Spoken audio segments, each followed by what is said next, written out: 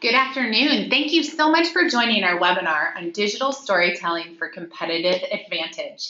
I am delighted to be here. This is Ann Olson with my colleagues Megan Cendrowski and Amanda Tower. Today we are going to take you through some amazing examples on schools who are doing a fabulous job of telling stories. Over the past 15 years that I've worked in higher education, I've had the opportunity to hear amazing stories on campuses in relation to the opportunity that students have in the classroom, in extracurricular activities, and the outcomes that they have once they accomplish their degrees. It is really a privilege to be presenting with Megan and Amanda today. Megan is an inbound marketing strategist for Converge. She has spent the last 3 years with us working on inbound marketing strategies and building great stories for clients. Amanda Tower is a content strategist at Converge, and she works with clients on web copy and in developing marketing strategies for their digital presence. Again, we're delighted to have Megan and Amanda here today and talk a little bit further about examples that we feel are best practices in higher education marketing. If anyone has any questions throughout the webinar, please go ahead and put them in the chat box, and you will be receiving a copy of the presentation afterwards. So please know that the slides will be on their way, and we hope that you enjoy the storytelling webinar. So just to get things started off, I really like this quote because I think it gets to the root of what storytelling is and what storytelling should be. So just to read it, it's really important that we share our experiences with other people. When you tell your story, you free yourself and give people permission to acknowledge their own story. And I think everybody agrees that storytelling creates relationships. Through storytelling, we can share our own experiences and we allow others to share theirs. By revealing the most authentic parts of ourselves, we can open the door for others to be authentic with us.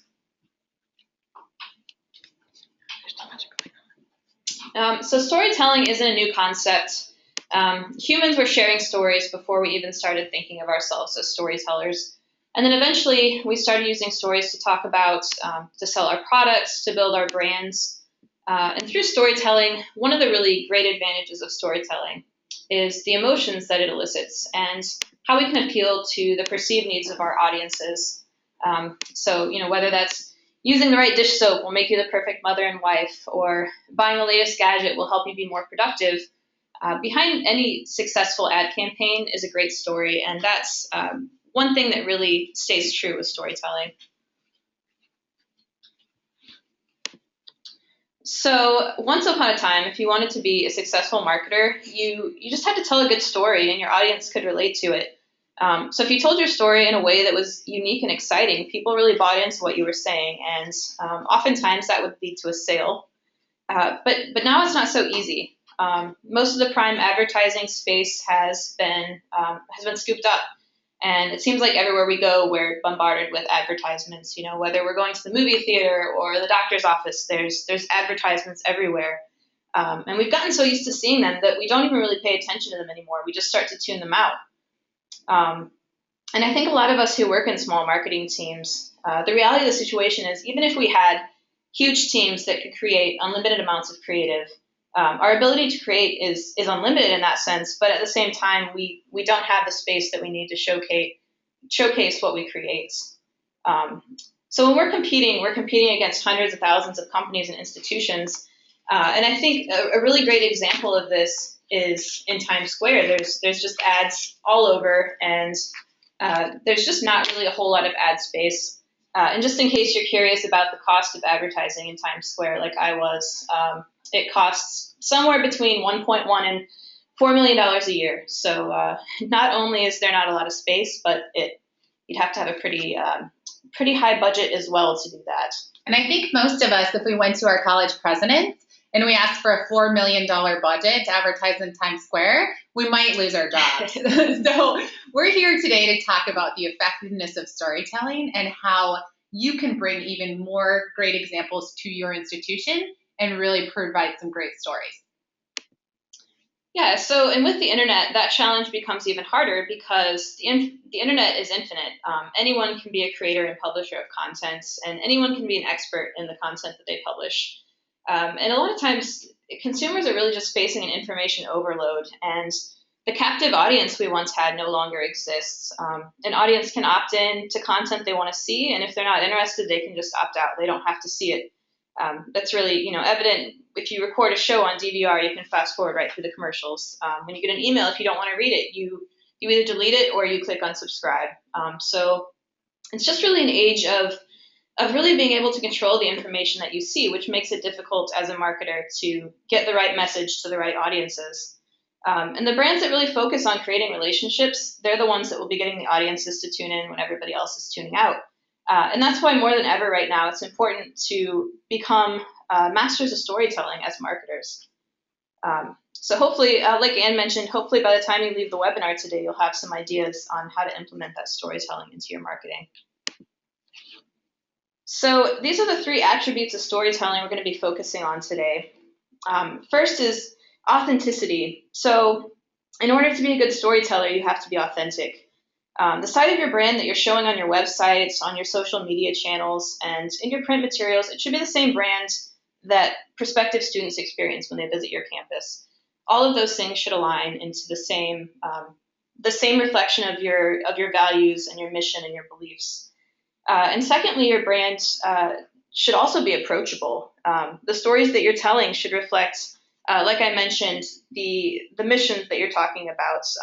Rather than telling your students what they want to hear, tell them what you already know to be true about your institution. And then finally, your storytelling should be honest. You want to be as human as possible. I think if students feel that they can relate to what you're saying, it's that much easier for you to interact with them when they can tell that your brand is imperfectly human. I think just having that, you don't have to necessarily worry so much about having the perfect story to tell, but having that story that your students can relate to is definitely the most important thing there. And I think all of us are aware of what happens when content is inauthentic or stories are inauthentic. Sometimes those stories show up on the front page of the Chronicle of Higher Education. And I think the benefit we have as marketers at colleges is that we have an unlimited amount of stories of things that are happening that are authentic, that are true to our brand, that are amazing. And our job is to determine how and in what format we can tell those in the most compelling way. So today we're going to share some of those examples of great storytelling that we just talked about. We're going to walk through these examples in the forms of blogs, videos and photos, testimonials, and creative campaigns to really show how colleges and universities are telling their stories and what we can kind of take away from those lessons. One of the most effective ways to tell a story is in person, where you have the opportunity through nonverbal communication to engage with your audience.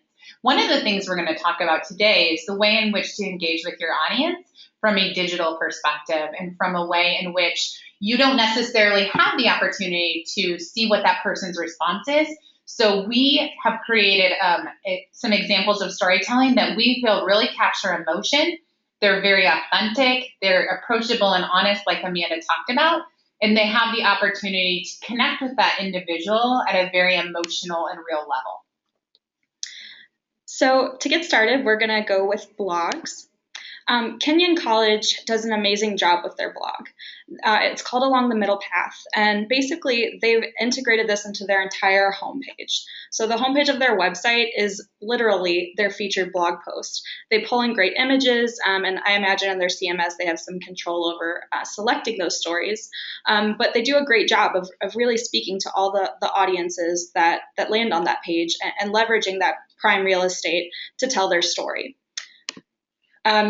A radiate reunion is just one of the featured stories they had at the top scroll of their page. Campus buzz with activity for a union weekend, basically highlighting upcoming events and addressing audiences with different categories. So they have things like That's So Kenyon, summertime and visiting is easy, speaking to their prospective students, but acknowledging too that alumni, faculty, prospective faculty, and parents are also accessing the website.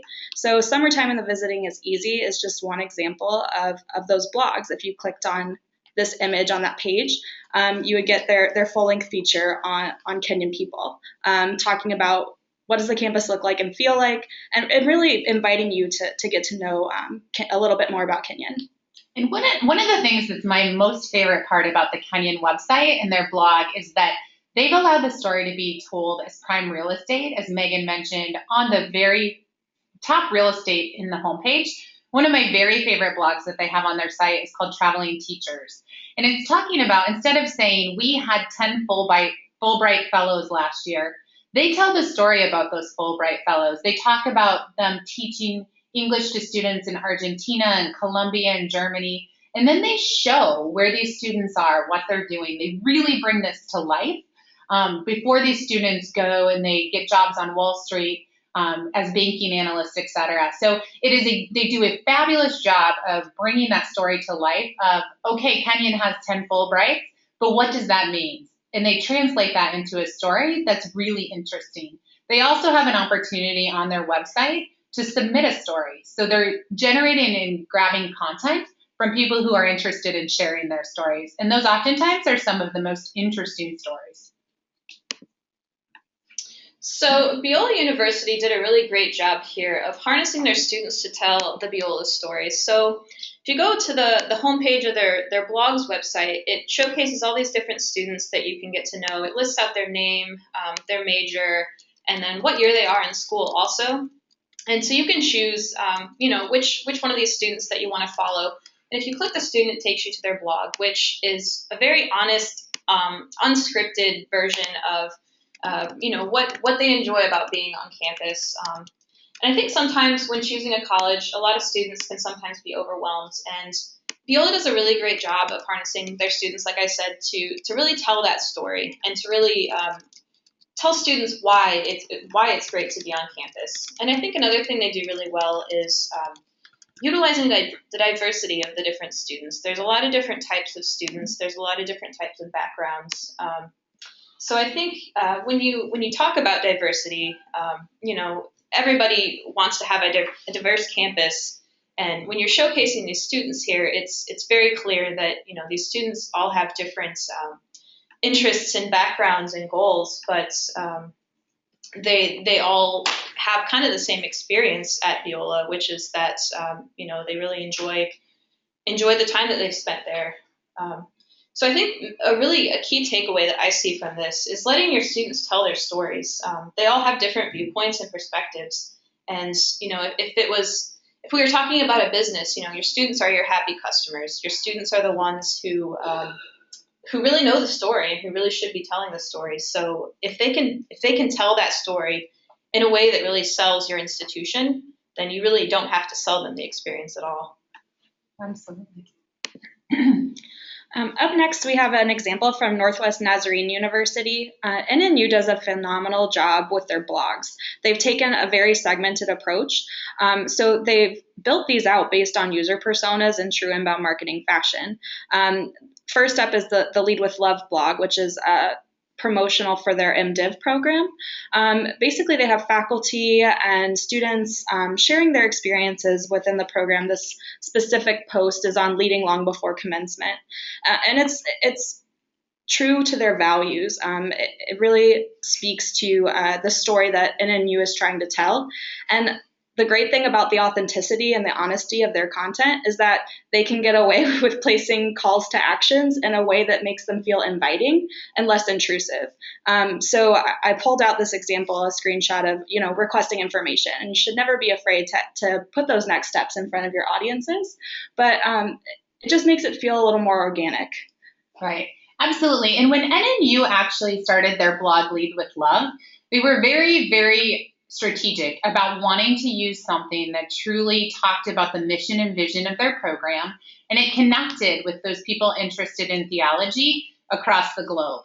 The great thing that they've done with their content is that they have faculty stories, they have student stories, they have stories about faculty who are writing and researching and publishing, and they have stories that are humorous. One of my favorite blogs they have is Sometimes You Just Have to Laugh. And it's this professor talking about reading student papers and the typos and the bad proofreading. And it's just incredibly authentic and sincere. NNU also does a really, really good job of tracking what works with their blogs. So they've set up a tremendous amount of blog dashboards so they know exactly what content is being viewed in their analytics, where that traffic is coming from, what keywords people use to get to those blogs. And overall, they've had just a tremendous, tremendous success. They have, I think, 8 or 9 blogs on their site for different programs. This is another one of my favorite blogs. It's targeted towards undergraduate students, and it tells about Taylor's story. She was one of their volleyball players who has had a tremendous experience at NNU, and their volleyball team was incredibly successful this year, and it talks about her integration of faith and what she's been chosen to do, along with the blog and her experience playing sports at NNU. So a very good best practice to look at in getting the strategy and tone right for a blog, and then creating really interesting stories with great photos and injecting a little bit of humor into them as well. Next up, we have A Week in the Life from Stanford Business School. They do a phenomenal job of integrating these kinds of featured pieces of content within their website. So if you go to their academic programs section, this actually lives in a section called Student Life. And these features literally follow these students from 7 a.m. to 7 p.m. and capture their unique stories and experiences. I think this is a great way of showing, especially for adult learners and graduate students, addressing those barriers that you can work and you can go to school and you can have a life too. These individual stories, if we click through here, it's an hour-by-hour summary of basically this current student's experience. They do a great job of featuring diverse perspectives and basically allowing prospective students to see themselves on campus. It's interesting and informative, and it really, again, just does a great job of addressing the barriers for adult learners without having to sell it through storytelling. A blog, as we kind of round out this section of the webinar and move into some other areas, the key benefits of a blog are they allow you to optimize and really expand your SEO efforts. So the more new, fresh content you're putting in your blogs through storytelling, the more Google is going to respond in a positive way. They allow you to optimize for keywords and answer key questions that people have who might not have been very aware of your institution. Some reminders, always pick a compelling photo. And typically best practices for blogging are to create blogs that are 250 words or less. Okay. So next we're going to move into video and photography examples. One of my very favorite photo stories that I've seen this year was by Wake Forest University. And I believe that they created this on Tumblr. Wake Forest typically gets no more than 5 to 6 inches of snow a year per the internet and the news forecast. And what was fun is that they had a giant snowstorm this year where they created a photo story on Tumblr called Snow in the Forest. And it was their campus under a February snowfall. And the pictures on this page, you can't say enough about the story that they tell through these people's actions and the way in which they're engaging with each other, the fun that they're having. And I would encourage you to take a look at the entire photo series because they've done a tremendous job of capturing spirit, emotion, and connecting with the audience. And another great example from Wake Forest, they actually featured their commencement for 2015. They had Stephen Colbert as their speaker, and just featuring testimonials from him and using the site to give those calls to actions for students, like subscribing to our stories. Students are used to platforms like Pinterest and Snapchat and Instagram where they see a lot of visuals and a minimal amount of text. So photo stories is a great way to really appeal to those interests. I have proof that a picture can be worth 1,000 words, Stephen Colbert at commencement. And I love this quote because I feel like it really embodies the rest of the photos without having to say too much. It's time to say goodbye to the person we've become, the person you've worked so hard to perfect, and to make some critical decisions about who we're going to be. So again, as Anna mentioned, Wake Forest does a phenomenal job with their photo stories. So if you're looking for kind of new and innovative ways to use visuals and photography, definitely check out Wake Forest as an example. And I believe that's on Tumblr. So Yale took a little bit of a different approach to their admissions video. They got a bunch of their students together to create kind of a Glee-inspired admissions musical type of performance. So basically, the beginning of the video, I'll let you watch it, so I won't spoil it too much. But it starts out like the traditional admissions video, and this girl asks this Yale student why he chose to attend Yale, and he starts singing and dancing and going all over the campus, explaining different things about Yale. And it covers everything from, what it's like to live on campus, what services are available to students. And they found a really animated way to capture their students' attention and get them interested. They talk about a lot of things, but, it's a 15-minute video, and it definitely doesn't feel like 15 minutes. It's definitely enjoyable to watch. So I think that finding the things that make your campus exciting is really key to this, and that's what Yale did really well. Honing in on those things, because that's what's going to tell your story, and that's what's going to sell the experience that you're trying to sell. And considering doing it in a non-traditional way as well. You know that your students are on YouTube and using a lot of different social media channels. So I think taking advantage of that and figuring out, what channels that your students are connected to, and using those outlets to your advantage when you're telling the story.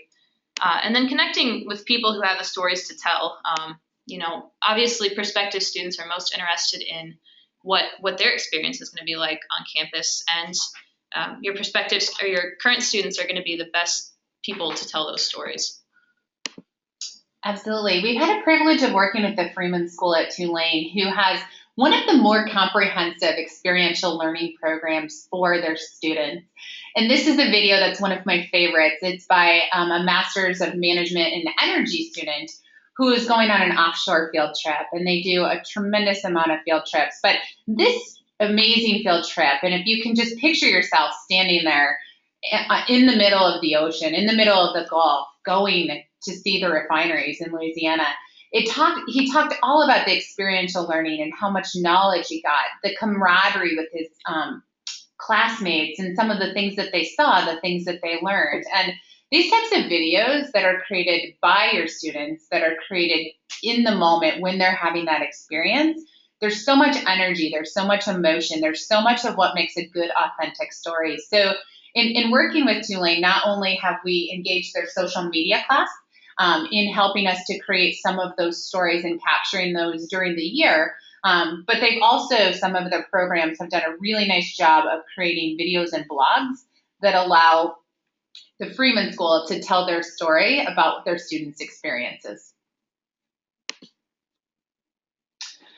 One of the other really interesting and exciting ways in which to tell stories is through infographics. And I think that this specific slide or the infographic on the left, it's probably one of my favorites that I've seen at a business school. UNC Kenyon Flagler Business School has been very, very strategic about their creation of infographics. And they have created infographics that tell stories, not only about their institution, but about trends nationwide. And this specific infographic looks at women at work, answering a key question into where women are finding businesses. It highlights and interweaves stories of women that are incredibly successful into the specific infographic to make it even more interesting. And then because they're answering a question that has been major news media outlets are interested in, all of a sudden that story has become popular, and Poets and Quants, the New York Times, major news publications have picked up their stories that they've created through these infographics. And the ability to create visibility for your institution by sharing this kind of information is incredibly powerful. A couple of my other favorite infographics that I think do a very good job of telling a story is the middle infographic that talks about where U.S. students are studying. And this is actually done by a company that promotes study abroad. But it's incredibly interesting, and they weave in a lot of information into this very long infographic, but telling the story of, if I'm a parent interested in study abroad or a student interested in study abroad, where should my student consider going? What are they doing? What is that experience like? How many students are going there? So it's a really great way in which to tell that story about study abroad. And then one of my very favorites is on the right-hand side. I'm not sure who created content about master's degrees that don't pay, I'm sure none of our institutions would want to do that, but it gets in further into the lowest paying master's degree programs. And I guess what you shouldn't study if you're hoping to have a good income. One of the last videos that we'll talk about is the University of Nebraska-Lincoln. The thing that's most exciting about this is a screen cap from the homepage of their website. And in this short video, you really get an idea of what it's like to be a student at the University of Nebraska. And you really get the incentive to create your own story there. And we're seeing more and more institutions actually use the word story in their marketing and be able to talk about crafting specific stories that communicate their brand message. Up next, we have the University of Michigan's 24 Hours. This is really kind of a piece of, I want to say, a module on their homepage. They do a great job of pulling in images all around campus, campus-wide basically, that's talking about all the great things that their students, faculty, and staff are doing. They have Carpe Diem, seizing the day, and showcasing how on campus and around the world, University of Michigan students and team members are doing just that. This is just another slide with more specific examples. On the left, you'll see a volunteer at the health system with a patient, and also focusing on research sustainability and addressing these issues in a really compelling way with beautiful photos and pulling them in throughout web content to kind of continue to tell that story throughout the user's journey. And what I really like about this University of Michigan feature is that it's on the homepage of their website and has some prime real estate.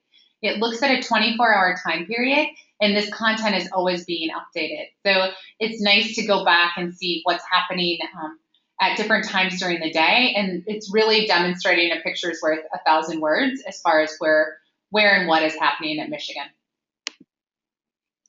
So University of Kentucky put together a series of videos and actually a portal for prospective students to go and see videos on everything from academic programs to what life is like on campus. And they have this tagline, which I think is really cool. The sea blue story is made up of 1 million individual stories. What will yours be? So it really just prefaces, what all of the things that you could do and how you fit into this University of Kentucky tradition. This particular video here profiles 4 different students. It talks a lot about their goals, what brought them to the University of Kentucky, and really just ties it into their experience and what life has been like for them. And I think that anyone watching this video can just really feel a sense of identity with, everybody's had a dream, something that they've wanted to do, and they really tie the emotion into these videos really well.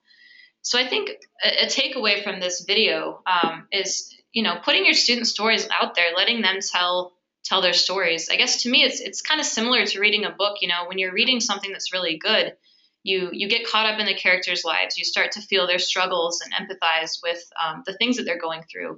And you start to really see, to see yourself in their life. And that's what you want your prospective students to do. And I think this is what this University of Kentucky example does really well. So the new school, their motto is kind of challenge convention. They have this great video that they share. They pull quotes from and pull content from throughout the website. And basically, it's an overview of the kinds of creative people that would want to attend the new school. Parsons is ranked #1 for art and design school in the U.S. So they really know their audience. They do a great job of communicating with the people that they're trying to reach. And I absolutely love this quote. It's not what you know, it's what you create with what you know, that they pull into the video.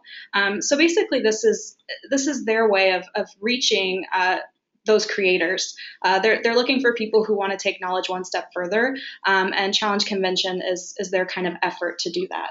Yeah, and I love the theme of this new school website, because if you read the copy, they talk about students from around the world coming to Greenwich Village and the new school to participate in an intellectual life of critical analysis and experimentation. And you can feel through all the stories on their website that experimentation and that creation, like Megan said, happening. And I think that they just do a really nice job of very clearly saying what they're about and who they're for. So now that we've walked through photos and videos, we're going to dive into some great examples of testimonials and how they tell stories throughout content.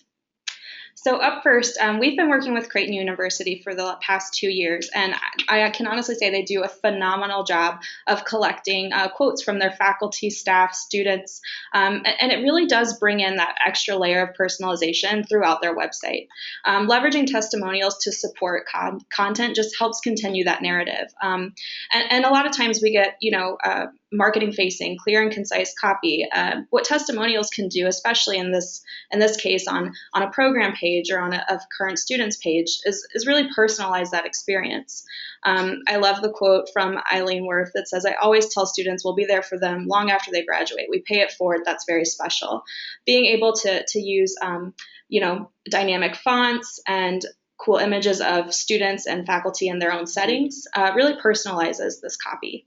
And I think as we talk about authenticity, I love this quote by Diego, standing in a business suit in front of Deloitte. "I can describe Creighton to anyone in 5 words. Best decision of my life."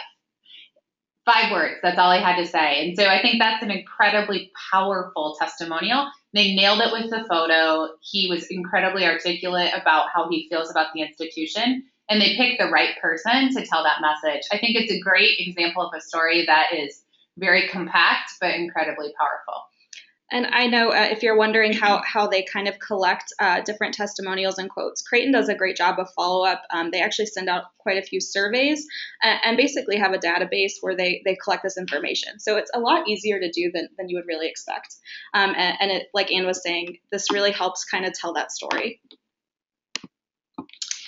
So this example isn't specific to higher ed, but I still think that the author of this site did a really great job at authenticity. So this guy's a graphic designer, and this is just kind of his bio site. He talks about his work, the types of things that he does. And so looking at the bottom section here, it talks about, how he talks about how he got interested in graphic design. He talks about his experience in college and then, really why he loves the industry. And I think it just does a really great job of making him into a real person. I've seen a lot of about me pages, a lot of bio pages that are very indirect and inhuman. And I think that when you're online, digital world it kind of takes the personality out of things sometimes. So I think that it's really important to get that back into your website and into the testimonials from your students, just to make it more human, more personable. And I think, when we're talking about testimonials, going beyond the quotes, showing that students really are real people. Anyone can pull together a quote, but I think that when you present the student in a way that just, really brings out, who they are, it really helps with that authenticity. Up next, we have Carthage College, and like Creighton, they do a really good job of pulling in testimonials throughout web content, but I've specifically highlighted here, they have a feature on their homepage that's just a scroll of great quotes from their students. And they're very visually appealing quotes too, the way they've kind of styled, with the text and the image in the background. They really are eye-catching for the homepage, and they expand kind of the full width of that homepage concept. So I love this quote saying, Carthage has given me more than I ever thought possible, pulling in these stories and making sure that you're resonating with all of the diverse audiences that access your website. Here are 3 more examples. These do a great job of, again, capturing diversity, capturing the student experience at Carthage, and telling that story in a more unique way.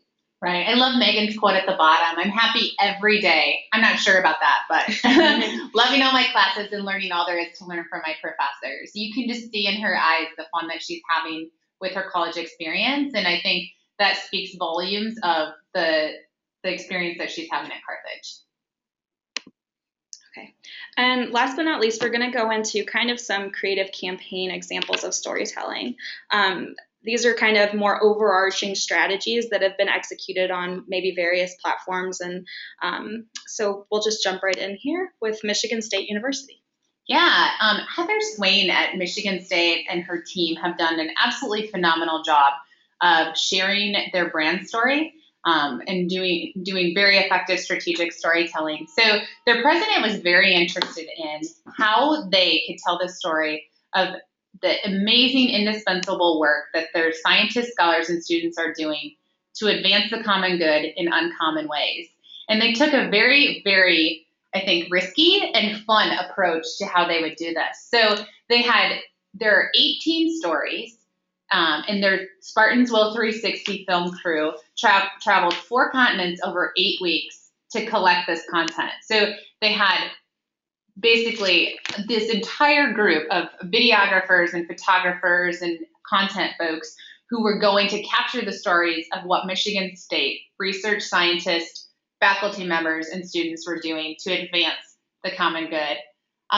This is a caption on their website for Spartans Will of the crew who is actually working on this project. And it goes in to not only tell each of these specific individual stories, so now I can learn about the person who went on this trip, who captured these stories of these amazing things that were happening. And then on the Spartans Will 360 website, there are just these awesome stories of their faculty and the impact that they're making on the world.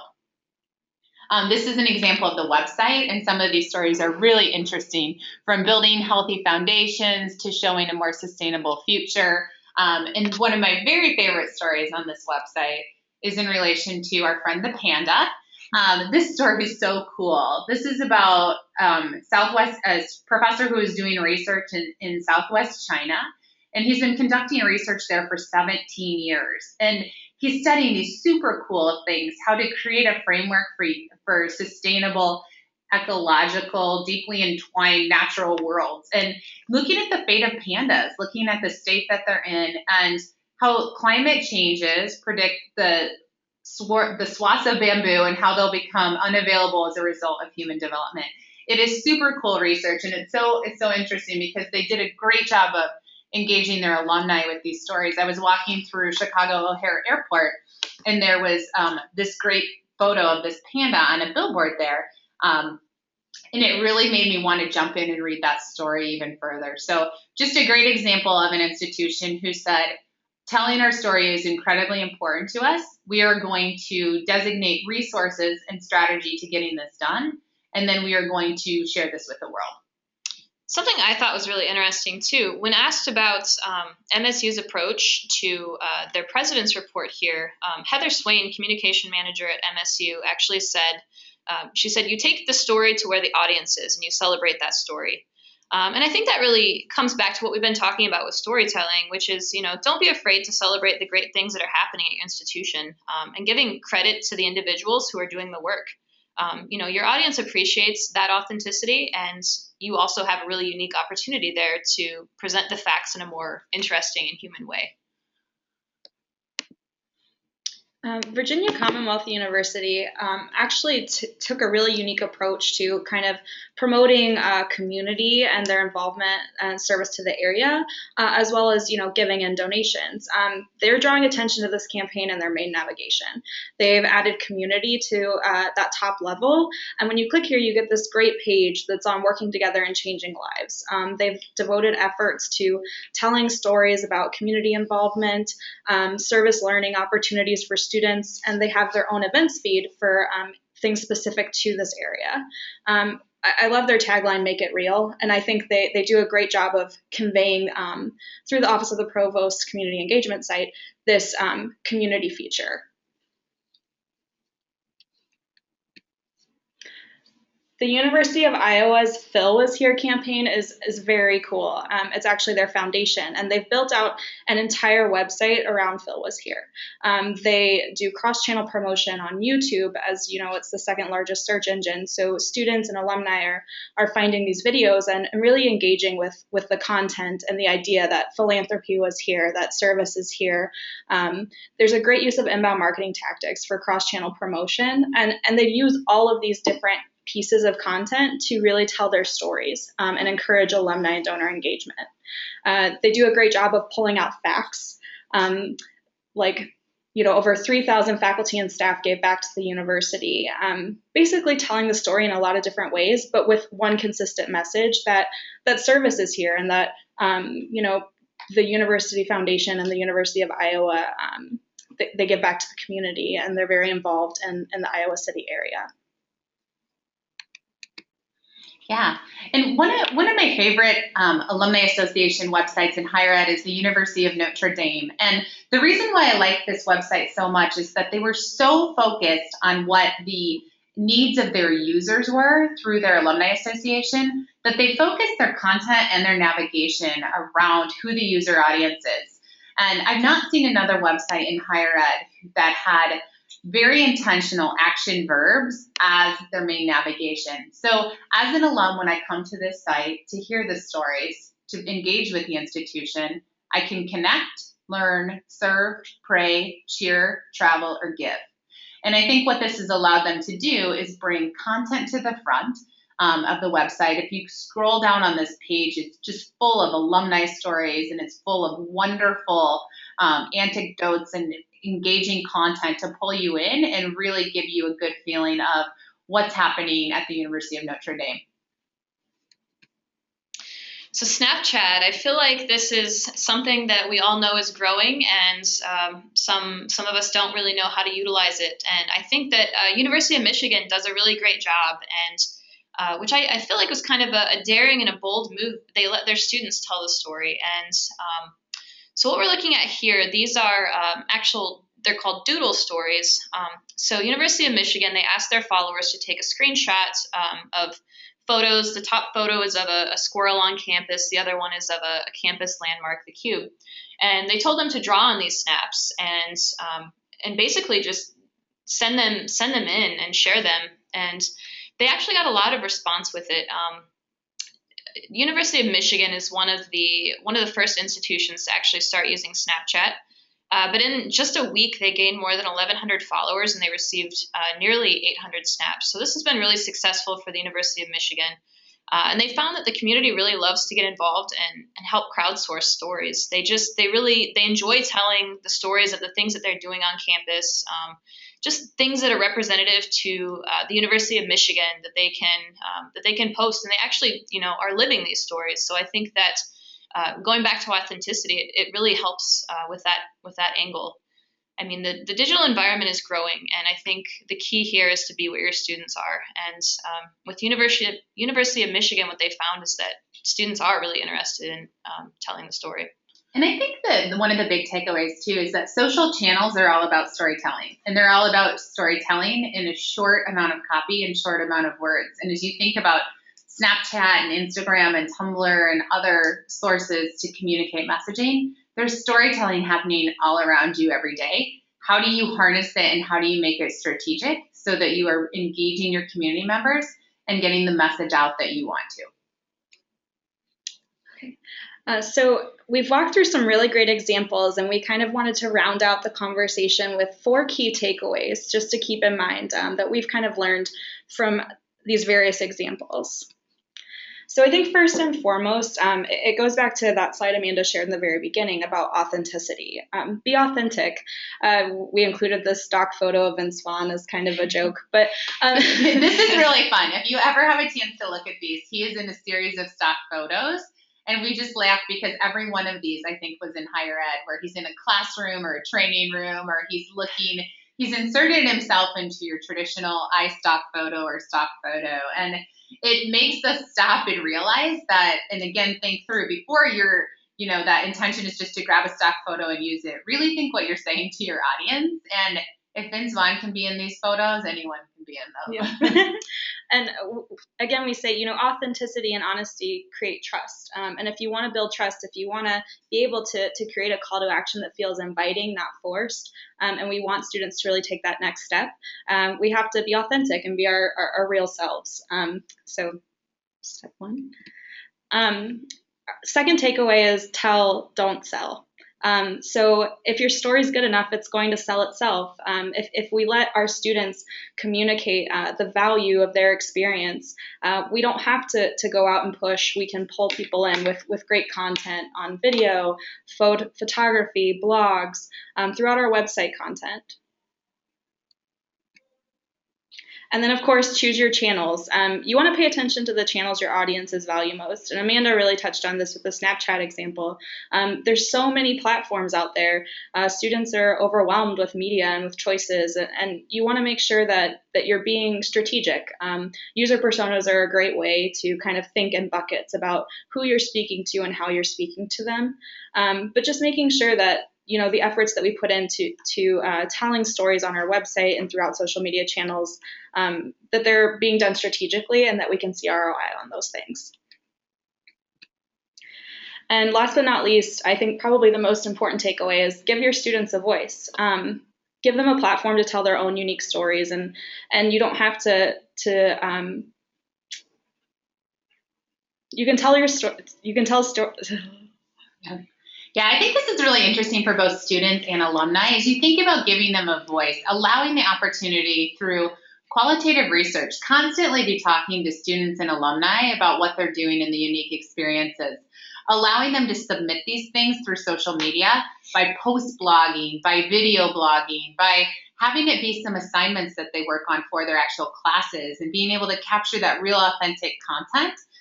But also having fun with it, having contests. I love Michigan's example of the snaps and being able to draw and contribute in that way. So any opportunity that you have to give students a voice and to really engage them, to talk about who they are, what their experience has been, what that impact has been, along from being a prospective student through the opportunity to be an alum.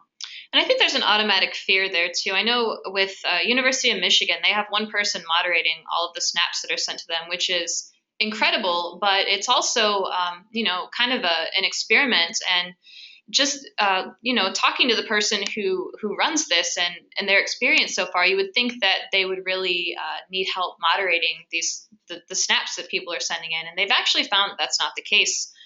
That students are, they're not sending inappropriate snaps in. They're actually just sending in really great stories. And I think, a lot of times the fear of allowing students to have that voice, what'll come out of it. But I think that you'd be surprised by the amount of really great content you'll get out of that. Excellent. Good. So those were the 4 primary takeaways from our webinar. I know we drowned you with a bunch of examples, but we were so excited in putting this storytelling webinar together because there are so many institutions that are doing a really great job of telling their stories. If any of you have stories that you think you've done a really great job of putting together or telling, we would love for you to send those to us. Just submit them on our website, convergeconsulting.org, or send them to one of us because we would love to follow up with a blog post with some of those additional stories that you're doing a great job of creating on your campus. I'm going to go back to the resources quick. These were just some of the sources from our webinar, so this will be included in the slides as well. And on behalf of our entire team, Megan, Amanda, and I would love to thank you for the opportunity to connect today. We do have some questions. If you have any further questions, go ahead and type those in the chat box. So our first question, Megan. We have how to set up blog dashboards. Yeah, that's a great question. And we actually have some information on our website about setting up a blog dashboard. Typically, you would do that through Google Analytics. And what you need to do is go in and set up goals on those specific blogs. And then once you have those goals set up, you can actually pull the different goals and the different things that you want to measure, like referral sources, into a dashboard widget. So we will actually send that information out to folks as well as far as how to create a blog dashboard. The teams at NNU and a number of other schools have really seen great ROI. They've also been able to share those specific reports with board members and with admissions teams and other people across campus from actual creation of that blog dashboard. So they created those through their Google Analytics by setting up goals and then pulling the different functions into a dashboard. And again, we'll follow up with that information after the webinar. Generally speaking, who owns the blogs that are featured in this presentation? I think this question was specifically about how do you transition to having a homepage blog that has broad institutional support. So really getting buy-in on the idea of inbound marketing. That's a great question. So right now we're actually working on a redesign project with Tulane's Business School, and they have 4 very good blogs that are buried within their site that focus on energy and leadership and entrepreneurship. And they intentionally, as a web team, are moving and integrating all of those blogs into one, and then tagging them differently based on what the content is. So through Drupal, they're pulling all those blogs into one. They're featuring those on the homepage. There's still a lot of authors and editors and posters, but they had a pretty strategic decision about that. Other institutions that we work with, each area of the campus has a separate blog. And so they post their own blogs. We think it's a very good idea to strategically have all those blogs in one place. Even if it's a blog that's published on the business school website, it still should be integrated into the larger website overall. And I think we have one last question. What would be the best amount of words in a blog post or in a testimonial? So I think it's usually good to think about all the different ways that your audience is going to be reading your blog post. I think if there was a general guideline as far as blog post length, I would say probably anywhere between 250 and 400 words. Keeping it short is always best, especially when you consider that some of your audience is going to be looking at your blog on a mobile device. And, that's going to involve a lot of scrolling depending on the amount of text that you have. So keeping it short is always best, I think. Yeah. And I think that's all the questions we have today. We just want to say thank you again for joining us. Again, we'll be following up with a recording of this webinar within the next 24 to 48 hours. Thank you so much.